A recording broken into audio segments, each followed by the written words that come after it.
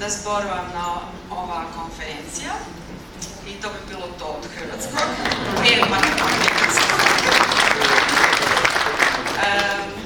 Stvarno hvala na ovom pozivu, ja se uvijek osjećam jako dobrodošlo u Makedoniji i hvala vam svima na tome.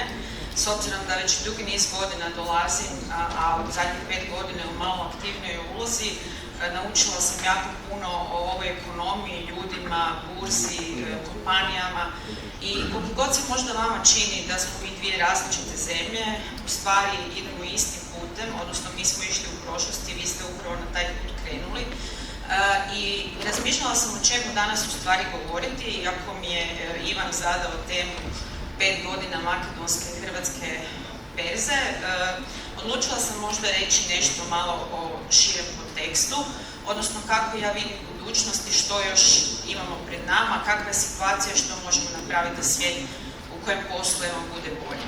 Znači, prvo nešto o izazovima ispred nas, možda će vam se činiti da ovo nije tema za konferenciju, ali mislim da smo svi svjesni da sve aspekte našeg života u stvari uzrokuje jedan od globalnih problema, odnosno problema Europe, a to su demografske promjene koje će u periodu od nekakvih sljedećih 10, 20 i više godina uzrokovati da ljudi s kojima radimo, da ekonomija u kojima živimo budu potpuno drugačije. Vi ovaj trend možda još niste dobro primijetili, ali u Hrvatskoj u zadnje 3 godine imamo zaista jako veliki broj stranih radnika i to više nisu radnici iz bazena koji je bio uobičajen, to su zemlje bivše Jugoslavije, nego sada imamo jako puno ljudi iz Nepala, Bangladeša, Indije i integracija njih u društvo je nešto što je veliki socijalni i ekonomski problem i trenutno vrlo važno pitanje. Oni obavljaju jako puno posla u našoj ekonomiji,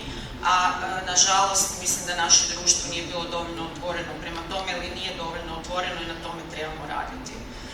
Ove naravno demografske promjene uzrokuju i nešto što je vrlo značajno i vrlo promjenjivo, a to je način na koji razmišljamo o svojoj starosti.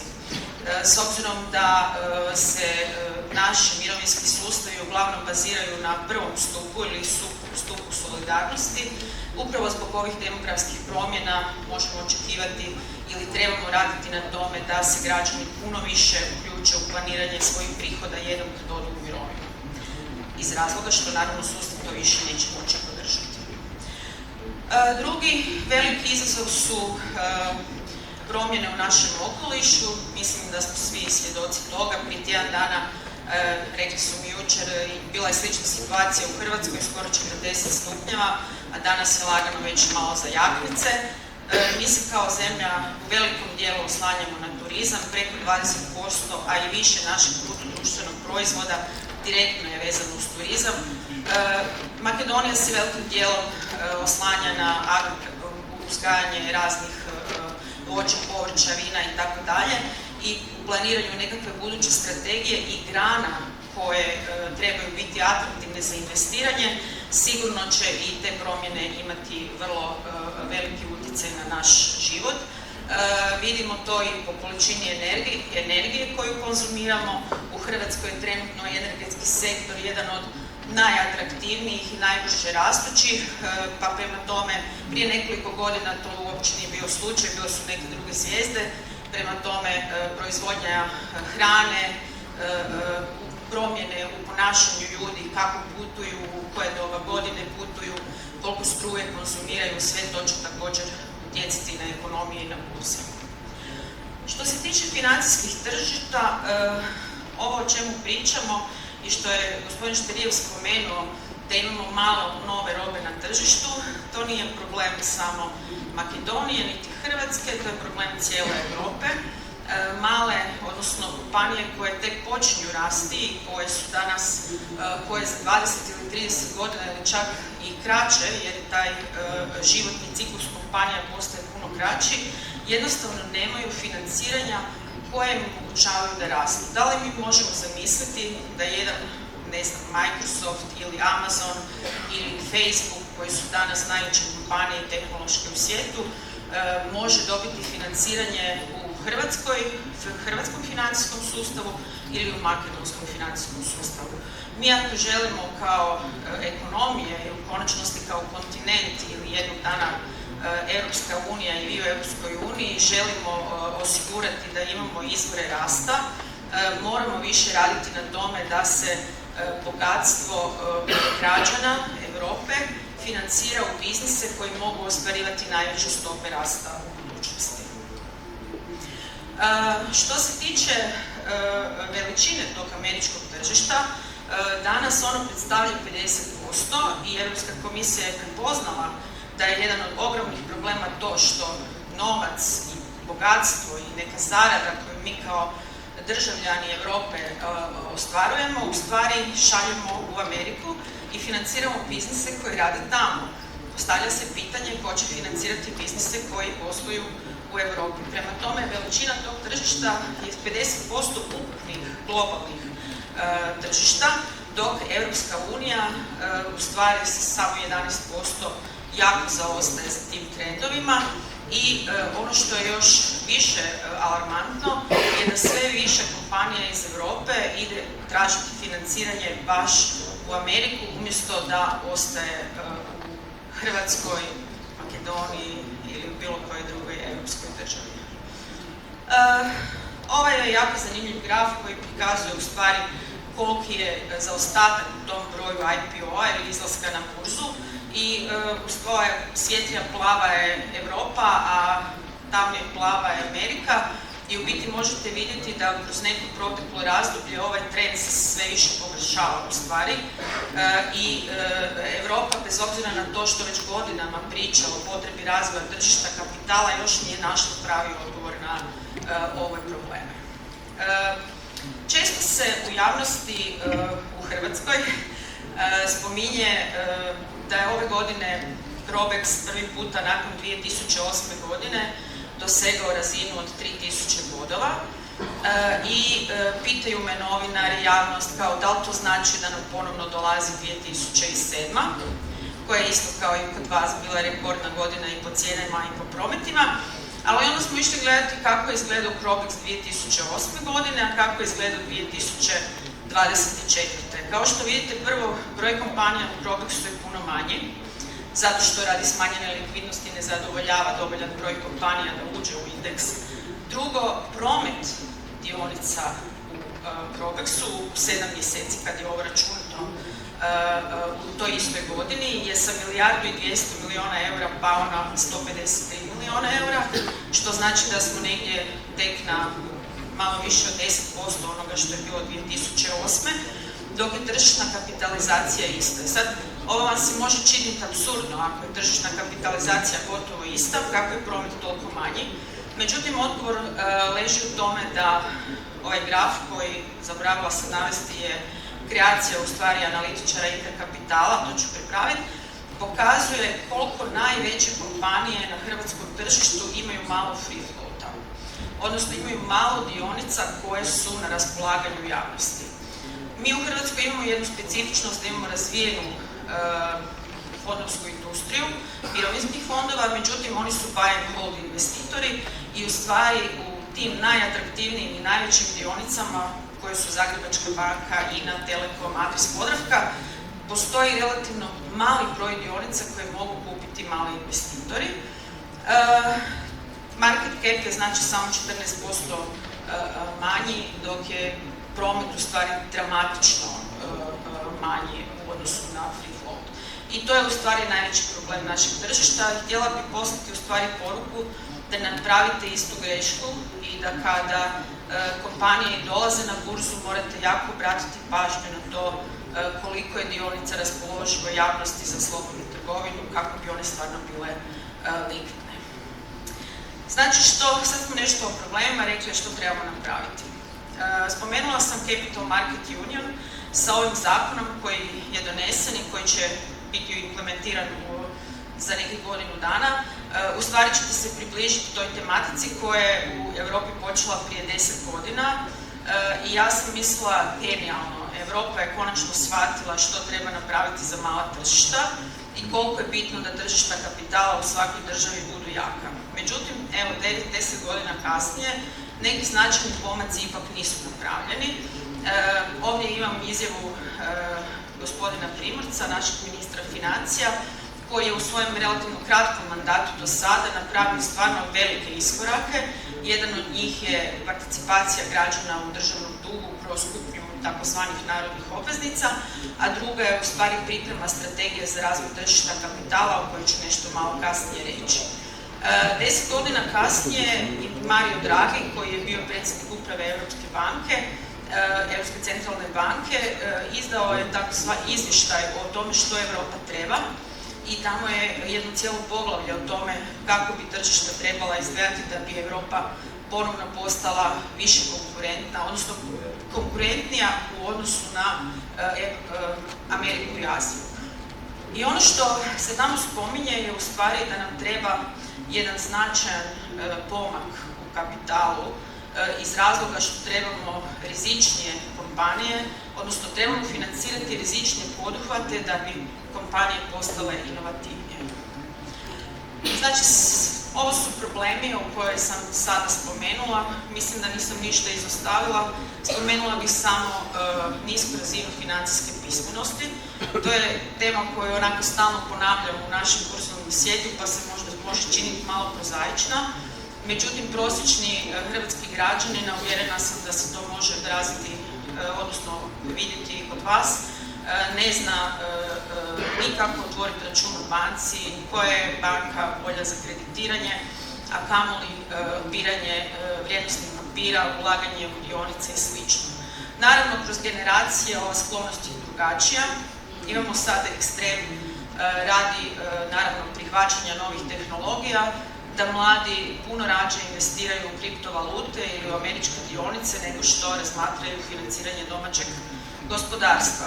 I to su stvarno izazovi s kojima se susrećemo i s kojima se trebamo boriti. Ono što mislim i htjela bi ovdje naglasiti, mi zaista kao tržišta trebamo veliku podršku naših članova, odnosno naših brokera. Oni su ti koji su nositelji inovacije. Mi možemo tu biti pomoć, pružiti ruku, možemo implementirati neki novi proizvod i slično, ali ako želimo, na primjer, imati ETF u Makedoniji ili ako želimo imati market making, to je u stvari na strani člana. Mi svu asistenciju koju možemo dajemo, ali ipak inicijativa se očekuje od svih tržišnih sudionika i mi smo potpuno otvoreni da u tom smislu, ako trebamo pružiti bilo koju pomoć, vrlo rado ćemo to napraviti. Ono što se trenutno kod nas događa, a spomenuo je gospodin Šterijevi da je Makedonska berza izradila svoju strategiju za sljedećih nekoliko godina. Mi po prvi puta imamo inicijativu od strane države, s obzirom da je namjera Hrvatske da uđemo u OECD, da izradimo kao država i da vlada donese strategiju razvoja tržišta kapitala. U izradi tog dokumenta sudjelovali su svi tržišni sudionici po prvi puta, znači i mirovinski fondovi, investicijski brokeri, burza, depozitori i sl. I ako mogu reći, stvorili smo nekakvi strateški okvir za buduće razdoblje koje ima razrađeno jako puno elemenata. Izradila ga je udruga CFA Hrvatska, javno je dostupna na njihovim stranicama i pozivam vas da ga pogledate i čisto dobijete neke ideje koje stvari i koje inicijative bi se mogle implementirati za napredak i ovdje u Sloveniji. I nešto o izazovima naših burza budućnosti. Mislim, spomenula sam staričku populaciju, spomenula sam i da naši izdavatelji u stvari potiču iz dosta starih ekonomija, ako to mogu reći, dok nam je potreban veliki zaokret i mogućnost da financiramo i ove koji su inovatori i imaju jedino kompjuter i znanje, a nemaju zgradu, tvornicu ili nešto drugo što bi mogli založiti. Ono što možda u ovom trenutku i ne znate, ali osjećate jer ste zakon donijeli, to će biti jedna ogromna transformacija za tržište. Mi kroz našu suradnju sa Makedonskom berzom znamo koje su to promjene za tržište, a sigurna sam da i vi kao članovi znate što vas čeka, ako mogu tako reći.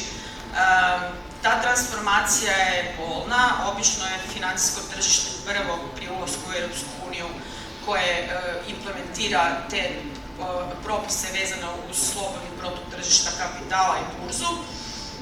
Mi smo to prošli i mislim ono što je glavna poruka je da financijsko tržište to može, da je spremno podnijeti tu žrtvu jer bit će stvarno teško. Međutim, bitno je da država brza što je god moguće proces ulaska stvarno u Europsku uniju, jer nema smisla da se implementiraju propisi, a da onda država jako veliki broj godina u stvari provede u tom nekom limbu između uvođenja propisa za financijske tržište i stvarnog ulaska u Europsku uniju. Mi smo bili dosta dugo u tom limbu, ako tako mogu reći, što se tiče regulative financijskog tržišta i patili smo na neki način jer smo počeli poštovati sve principe, a ulazak nije došao. I kad smo konačno ušli u Europsku uniju, mene su zvali ljudi i rekli, je li sad sigurno ulagati u Hrvatsku? Ja sam rekla, ali to je kod nas već 7 godina tako, pa onda ta transformacija u stvari dođe nekako prije onog konačnog cilja. Međutim, ono što je jako važno reći je da je hrvatska ekonomija jako puno benefita dobila do ulaska u Europu i uopće nije upitno da li je to put koji je pozitivan, što se mene tiče. Pa evo, zaključit ću s ovim slajdom, da ne bi ispalo da sam u potpunosti fulala temu, nadam se da nisam. Ideja je bila da vam dam u stvari nekakve misli odnosno osnove za razmišljanje u budućnosti i ono što mi kao tim Makedonske berze, ja kroz povremeno to sudjelovanje na sastancima, zaista vidimo i razumijemo je da je Makedonska berza jedna vrlo zrela i profesionalna organizacija. Ja sam kroz 14 godina na Zagrebačkoj burzi upoznala jako puno menadžera i menadžerskih timova drugih burzi u Europi i mislim da s te strane zaista možete biti mirni, da imate jedan tim koji je izuzetno profesionalan u konstrukciji ideja, izvještaja, suradnje sa okolinom, komunikacije sa svim stakeholderima. Ono što trebate definitivno iskoristiti je taj ogroman potencijal ulaska u Europsku uniju. Mi puno radimo na transferu znanja, imali smo jako dobre edukacije iz odnosa s investitorima i market makinga, znači donosimo neke potpuno nove ideje i koncepte na tržište, odnosno želimo olakšati da te procesi kod vas idu brže.